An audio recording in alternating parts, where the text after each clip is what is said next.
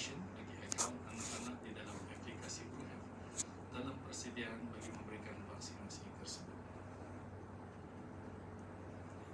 Sementara itu, Kementerian Kesihatan juga ingin memaklumkan bahawa pengandalian pengurusan Talian Nasihat Kesihatan 148 akan berpindah di bawah Talian Nasional 123 Pusat Kebangsaan Kerajaan bermula esok 1 April 2022.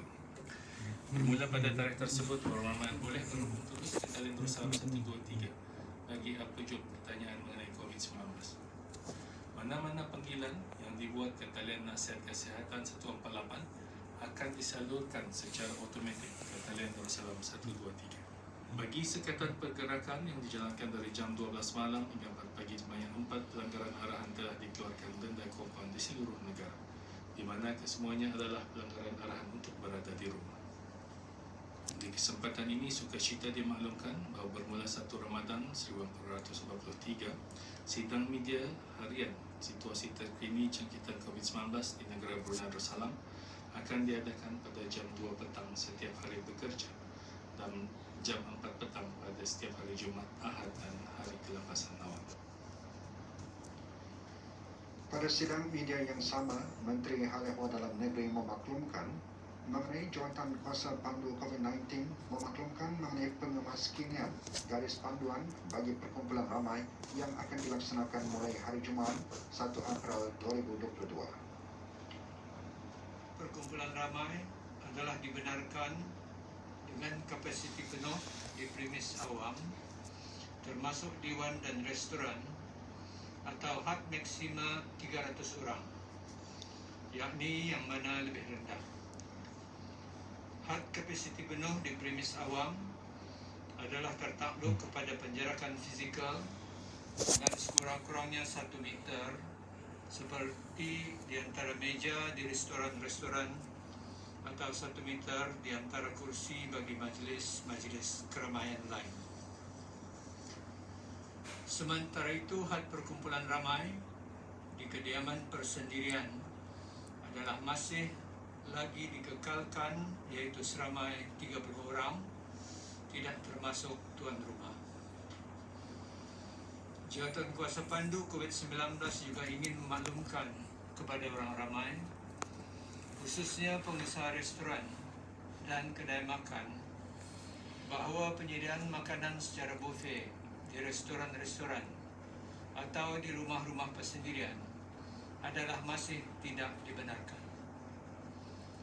Syarat-syarat bagi pengemaskinian garis pandu ini adalah tertakluk kepada penelitian Jawatan Kuasa Pandu COVID-19 dari semasa ke semasa.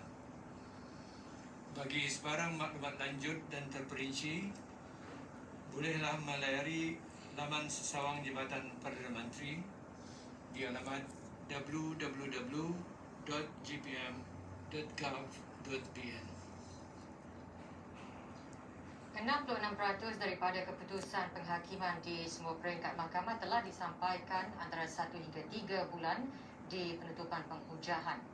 Berucap pada upacara pembukaan Tahun Undang-Undang 2022, Yang Amat Arif Datuk Seri Paduka Stephen Chong, Ketua Hakim Mahkamah Besar, juga menjelaskan mengenai pengenalan arahan amalan yang telah berkuat kuasa mulai Disember 2021 tentang penggunaan mediasi sebagai penyelesaian pertikaian alternatif bagi perkara yang melibatkan pertikaian undang-undang keluarga. Upacara berlangsung pagi tadi di Mahkamah Besar Bandar Seri Begawan. The introduction of the practice direction aims to strengthen the court's powers in the resolution of matrimonial disputes and introduces a new judge-led approach that empowers the court to direct parties to mediation. The practice direction requires that as part of divorce proceedings, couples with at least one child below 18 years of age must undergo mandatory court-annexed mediation. Sementara itu, Yang Berhormat Awang Haji Ahmad bin Pehin Orang Kaya Lala Setia Bakti Diraja Datuk Laila Utama Haji Awang Isa Peguam Negara dalam ucapan yang menyentuh mengenai perkembangan pejabat Peguam Negara PPN, termasuk perkembangan kerjaya yang akan terus menjadi keutamaan dalam rangkaian kerja kompetensi yang sedia ada.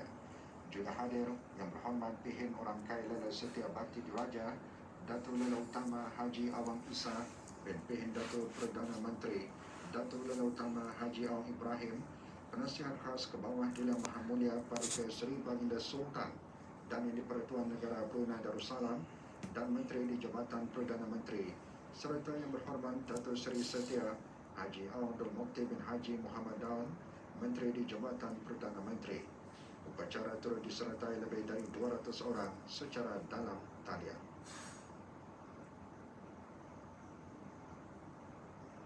Persahabatan antara negara Brunei Darussalam dan Bangladesh adalah berdasarkan sikap saling hormat menghormati, saling percaya dan persamaan budaya.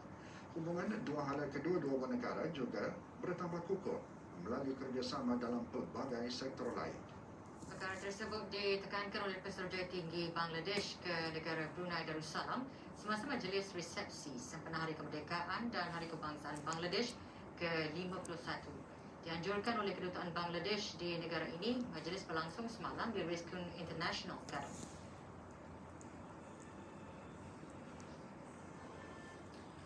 Mewakili Kerajaan ke bawah Dunia Maha Mulia Yang Berhormat Datuk Seri Setiawang Haji Ali bin Apong, Menteri Sumber-Sumber Utama dan Pelancongan, Puan Yang Terutama Nahidah Rahman Shumona juga menekankan beberapa kerjasama antara kedua-dua negara termasuk 20,000 warga negara Bangladesh yang berada di negara ini untuk bertugas dalam sektor minyak dan gas, pembangunan infrastruktur dan lanskap.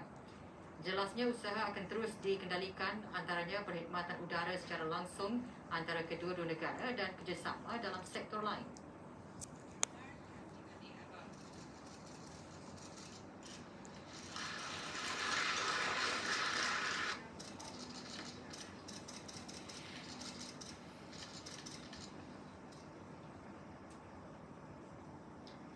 Seramai 85 orang menerima anugerah cemerlang semasa majlis anugerah cemerlang sempena Majlis Convocation Universiti Teknologi Brunei UTB 2021.